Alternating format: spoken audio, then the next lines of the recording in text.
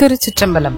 ஆரூரா ஆதிரையன் சேனலின் ஆன்மீக நெஞ்சங்களுக்கும் அடியார் பெருமக்களுக்கும் என் இனிய வணக்கங்கள். இன்றைய பதிவில் பஞ்ச ஆரண்ய தலங்கள் என்றால் என்ன, எங்கு எங்கு உள்ளது, அதன் சிறப்புகளை பற்றி இந்த பதிவில் தெளிவாக காணலாம். கலிதோஷம் நீங்க எந்தெந்த கோயில்களுக்கு செல்ல வேண்டும் என்பதை பார்ப்போம். பஞ்ச ஆரண்ய தலங்கள், அதுவும் ஒரே நாளில் பஞ்ச ஆரண்ய ஸ்தலங்களை தரிசிக்க வேண்டும். அவ்வாறு தரிசிப்பதன் மூலம் நமது கலிதோஷம் நீங்க பெறும் என்பது ஆன்றோர் வாக்கு.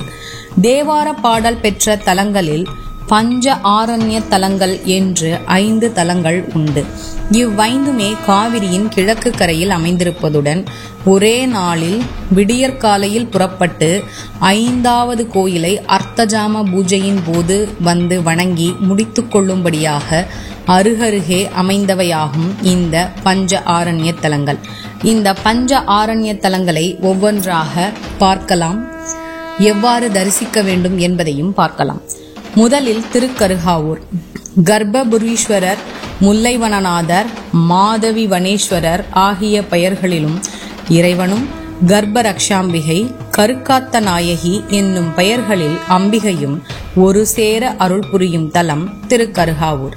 தல விநாயகர் கற்பக விநாயகர். தலமரம் முல்லை. ஷீரகுண்டம், பிரம்ம தீர்த்தம் இரண்டும் தல தீர்த்தங்கள். பிரம்மன், கௌதமர், சந்திரன் ஆகியோர் வழிபட்டு பேறு பெற்ற திருத்தலம் இது. ஊர்த்தவ மகரிஷியின் சாபத்தால் நித்துவரின் மனைவி வேதிகைக்கு ஏற்பட்ட கருச்சிதைவை இறைவன் மருத்துவம் பார்த்து அவள் கருவை காத்ததால் கருகாவூர் என்ற பெயர் பெற்றது. முல்லைவனம், மாதவிவனம், கர்ப்பபுரி என்பன இத்தலத்தின் வேறு பெயர்கள். கருச்சிதைவு குறை பிரசவம் ஏற்படுவதே இல்லை. பிரசவ கால வேதனையும் மிகுதியாவது இல்லை. கருவை தருவதும் அதை காப்பதுமாகிய அருள் வழங்குபவளாக அம்பாள் திகழ்கிறாள்.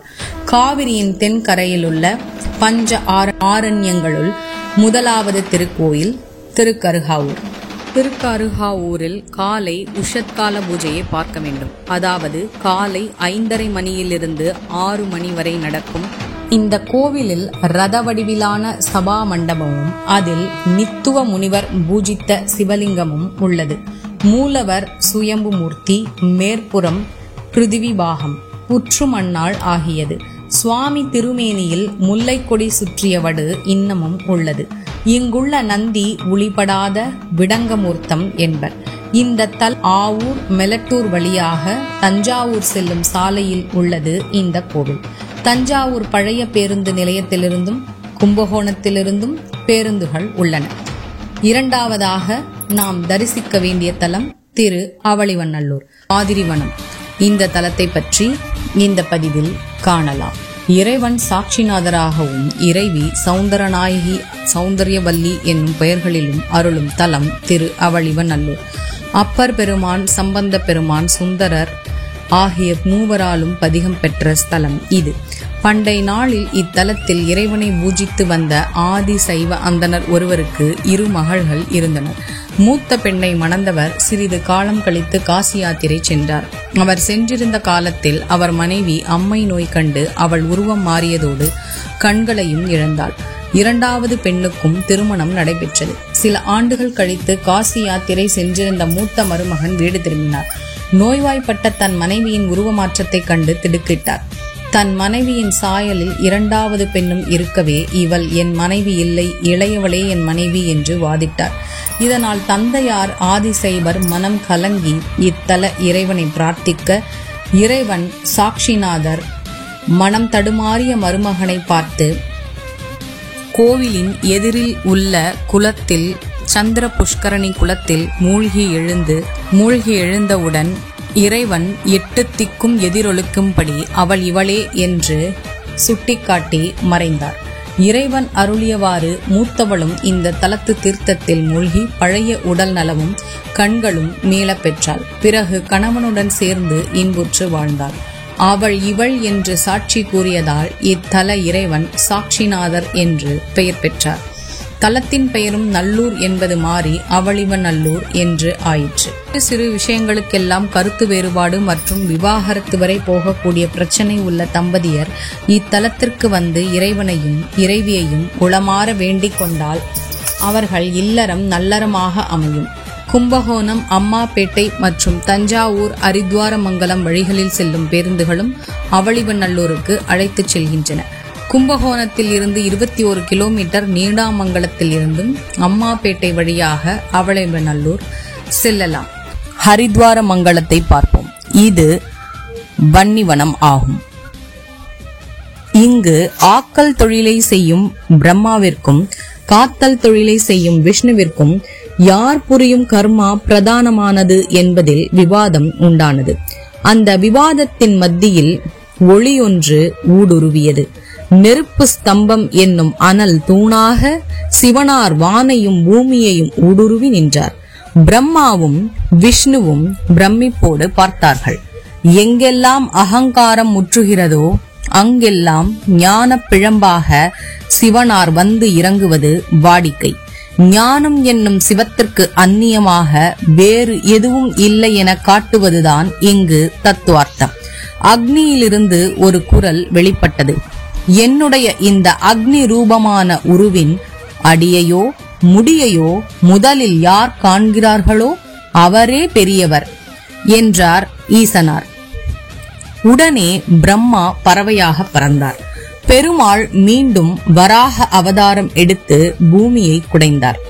அப்படி ஹரியான விஷ்ணு வராகராக பூமியை துவாரமிட்டு குடைந்த தலமே அரித்வார மங்கலம் என்னும் தலமாகும். ஈசனின் அடியை காண பூமியை தோண்டி தோல்வியோடு மீண்டும் விஷ்ணு வெளிவந்த தலம்தான் இந்த தலம். தலத்தினை நாயன்மார்கள் திரு அரதை பெரும்பாழி என்றும் இந்த தலத்தை அழைத்தனர். மூலவரின் சன்னதிக்கு முன்பு பாழி என்று அழைக்கப்படும் பள்ளம் உள்ளது. இதற்குள் தான் வராகராக திருமால் திருவடியை தேடிச் சென்றதாக ஐதீகம். வராகர் அதல விதல சுதல விதல பாதாளம் என்று ஊடறுத்துச் சென்ற இடம் இதுதான். இத்தல ஈசனை சரணாகதி அடைந்தால் அண்ணாமலையாரின் நிஜ தரிசனம் கிடைக்கும் என்பது இத்தலம் கூறும் ரகசியமாகும். நேற்றுதான் திருமணம் முடிந்த பெண் போல பேரழகோடு நின்ற கோலத்தில் அருள் புரிகிறாள் அம்மை.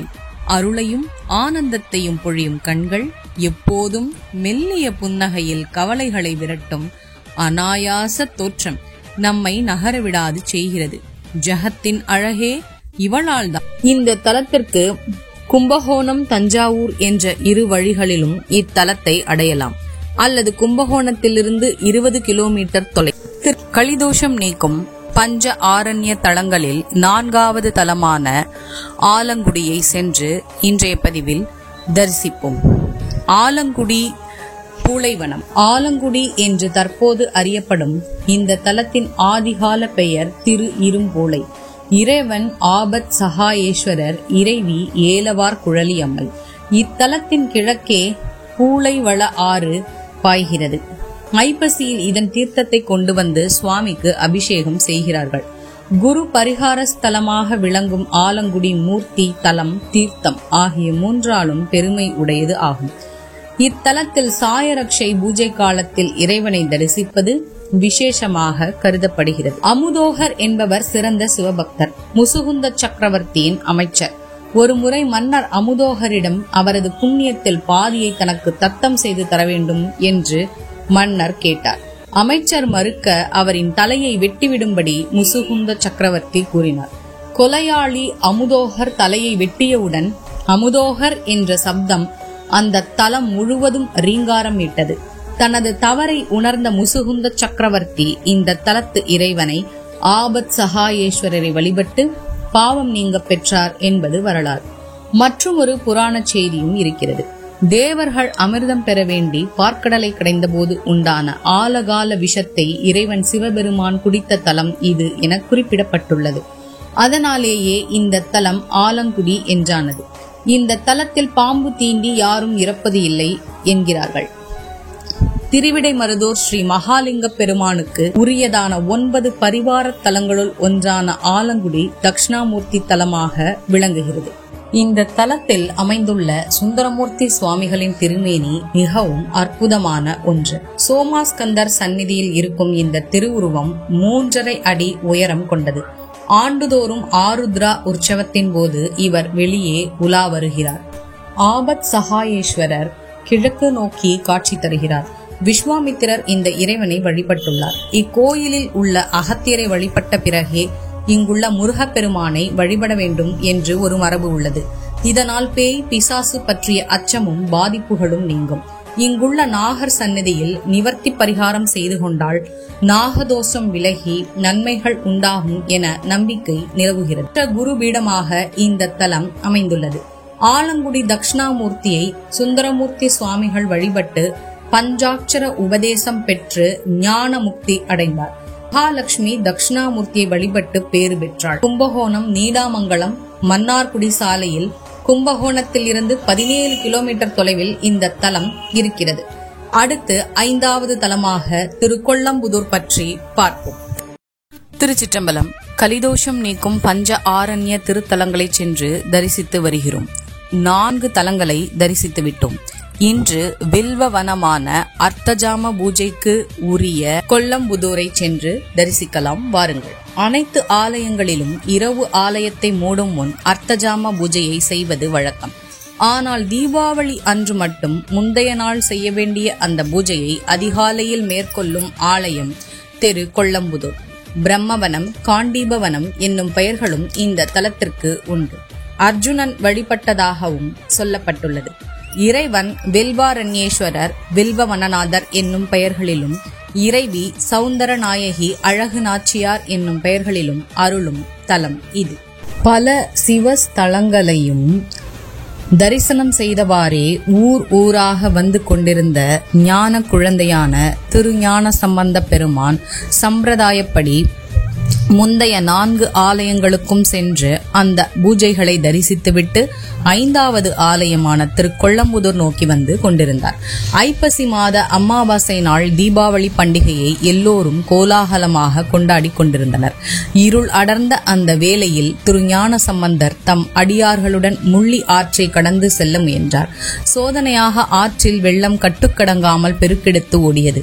ஓடம் செலுத்த முடியாமையால் ஓடக்காரர்கள் தங்கள் ஓடங்களை கரையில் நிறுத்திவிட்டு போயிருந்தனர். அனைவரும் திகைத்து செய்வதறியாமல் நிற்க திருஞான சம்பந்த பெருமான் தைரியமாக தாமே படகை செலுத்த தீர்மானித்து கட்டியிருந்த படகை அவிழ்த்து அதில் ஏறி அமர்ந்து அடியவர்களையும் அமரச் செய்தார். அந்த அமாவாசை இரவால் பயந்து போயிருந்த அடியார்களுக்கு ஆறுதல் கூறும் வகையில் கொட்டமே கமழும் என்னும் பதிகம் பாடினார். வெள்ளத்தை எதிர்த்து மெல்ல படகை செலுத்தி மறுகரையை அவர்கள் அடைந்த போது அதிகாலை ஆகிவிட்டது. திருக்கொள்ளம்புதூர் அர்ச்சகர்கள் திரு ஞான சம்பந்த பெருமானை வரவேற்க ஆவலாக பூரண கும்பத்தோடு காத்திருந்தனர். அர்த்தஜாம பூஜைக்கான நேரம் கடந்து விடியகாலையும் வந்துவிட்டது. என்ன ஆயிற்றோ சம்பந்த பெருமானுக்கு என அவர்கள் கவலைப்பட்டனர். அப்போது தம் அடியவர்களுடன் திரு ஞான சம்பந்த பெருமான் ஆலய பிரவேசம் செய்தார். அவருக்காக அர்த்தஜாம பூஜை உஷக்காலத்தில் செய்யப்பட்டது. தீபாவளிக்கு அடுத்த நாள் நிகழ்ந்த அந்த சம்பவத்தை நினைவுறுத்தும் வண்ணம் ஒவ்வொரு ஆண்டும் இப்போதும் அந்த ஆலயத்தில் இவ்வாறு பூஜை நடத்தப்படுகிறது. திரு ஞான சம்பந்த பெருமான் இந்த தலத்திற்கு வருகை தந்ததை நினைவுறுத்தும் வகையில் ஓடத் திருவிழாவும் நடக்கிறது. திருஞான சம்பந்த பெருமானின் உருவத் திருமேனியை படகில் வைத்து ஓதுவார்கள் தேவாரம் ஓத முள்ளி ஆற்றின் இக்கரையிலிருந்து அக்கரைக்கு படகு செல்லும். அதிகாலை சூரியன் உதிப்பதற்கு முன் படகு கரை சேரும். அங்கே ரிஷபாரூடராய் வில்பவனநாதர் ஞான சம்பந்த பெருமானை எதிர்கொண்டு அழைத்து சுவாமி ரிஷபாரூடராக சம்பந்த பெருமானுக்கு காட்சியளித்தார். வாழ்வில் ஒரு முறையாவது நாம் இந்த பஞ்ச ஆரண்ய தலங்களை சென்று தரிசிக்க வேண்டும். ஏனென்றால் இந்த கலிதோஷம் நீங்குவதற்காக இந்த தலங்களை சென்று நாம் ஒவ்வொருவரும் வாழ்வில் ஒரு முறையாவது தரிசித்தே ஆக வேண்டும். உலகம் இன்புற்று இருக்க வேண்டும். அனைவரும் நோயின்றி வாழ வேண்டும். நல்லது நடக்கும், நல்லதே நடக்கும். ஆனந்தமாயிருப்போம் நண்பர்களே. மேலும் இது போன்ற தகவல்களுக்கு இறை உணர்வுடன் இணைந்திருங்கள். திருச்சிற்றம்பலம்.